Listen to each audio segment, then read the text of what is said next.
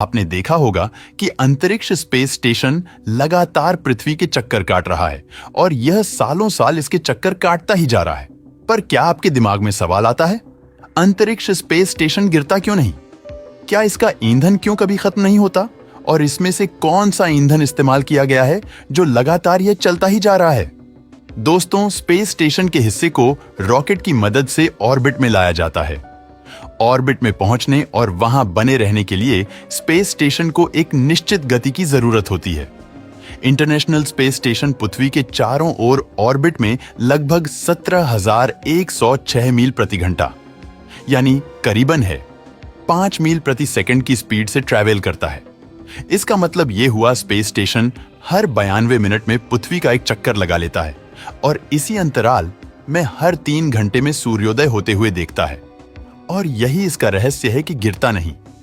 उसके ना गिरने का सबसे बड़ा रहस्य भी यही है। जब हम किसी रस्सी से किसी पत्थर को बांधकर घुमाते हैं तो पत्थर जब तक गति में रहता है तो वह चारों तरफ घूमता रहता है, वह नीचे नहीं गिरता। पृथ्वी की ग्रेविटी से अप्रभावित रहता है जब तक हम उसे घुमाते रहते हैं। जैसे ही हम रस्सी से बंधे पत्थर को घुमाना बंद कर देते हैं, वह नीचे गिर जाता है। स्पेस स्टेशन का साइंस भी बिल्कुल वैसे ही काम करता है, यानी कि इसकी गति ही वो चीज है जो इसे अंतरिक्ष में बनाए रखती है। स्पेस स्टेशन धरती पर क्यों नहीं गिरते, ये और आसान भाषा में समझने के लिए इंटरनेशनल स्पेस स्टेशन अंतरिक्ष में कैसे रहते हैं, हमें उस पर लगने वाले फोर्सेस के बारे में जानने की जरूरत है। आप फोर्स को नहीं देख सकते, लेकिन आप इसे महसूस कर सकते हैं। फोर्स लगाने से कोई भी चीज मोशन में आ सकती है और यही फोर्स गतिमान चीजों को रोक भी सकता है। यानी कि अगर कोई फोर्स अपोजिट डायरेक्शन में होगा तो गति को धीमा करेगा, और अगर फोर्स सीधी डायरेक्शन में होगा तो वो गति को बढ़ाएगा या और तेज करेगा। स्पेस स्टेशन को अपने स्थान पर बनाए रखने के लिए 2 अलग-अलग फोर्सेस काम करते हैं। पहला एक गुरुत्वाकर्षण है, यानी कि ग्रेविटी, जो कि पृथ्वी की तरफ से लगाई जाती है, जो कि उन चीजों पर लगती है जिनका वजन होता है, जो चीजें बहुत भारी होती हैं। जैसे कि ग्रह एक फोर्स बनाते हैं जो कि छोटी चीजों को अपनी ओर आकर्षित करते हैं। इसी वजह से हम सभी आकाश में नहीं तैरते हैं और जब हम हवा में कूदते हैं तो फिर से नीचे भी गिरते हैं, क्योंकि पृथ्वी गुरुत्वाकर्षण हमें हमेशा जमीन पर खींच रहा होता है।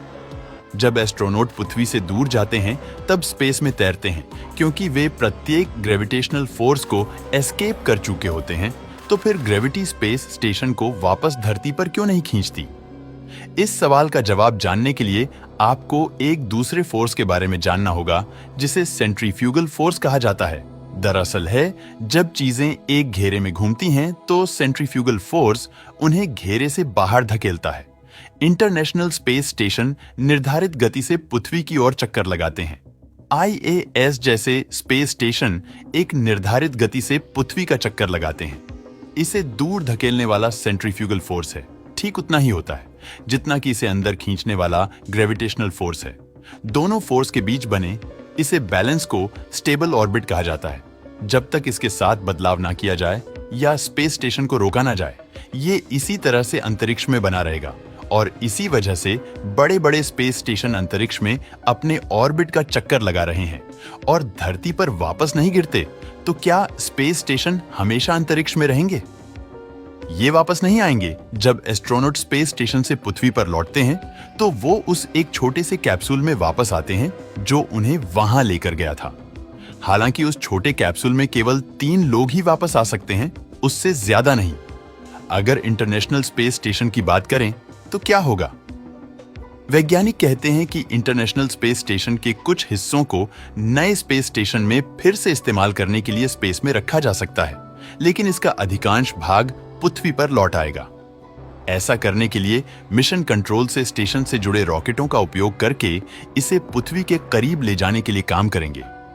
जब ये काफी करीब होगा तब धरती का ग्रेविटेशन फोर्स अंदर खींचना शुरू कर देगा। आखिरकार ये वायुमंडल से टकराएगा और आग की लपटों में बदल जाएगा।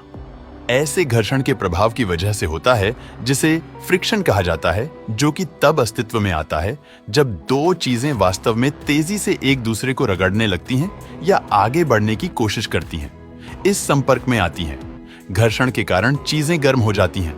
ठीक उसी तरह जिस तरह 2 पत्थर को आपस में रगड़ने से चिंगारी बनती है। एक बार जब रॉकेट वायुमंडल को पार कर लेगा तो उसके जले हुए हिस्से संभव तक प्रशांत महासागर में जाकर टकराएंगे और वे वहां पर गिरकर ध्वस्त हो चुके होंगे। दोस्तों, वीडियो पसंद आया हो तो लाइक और शेयर करें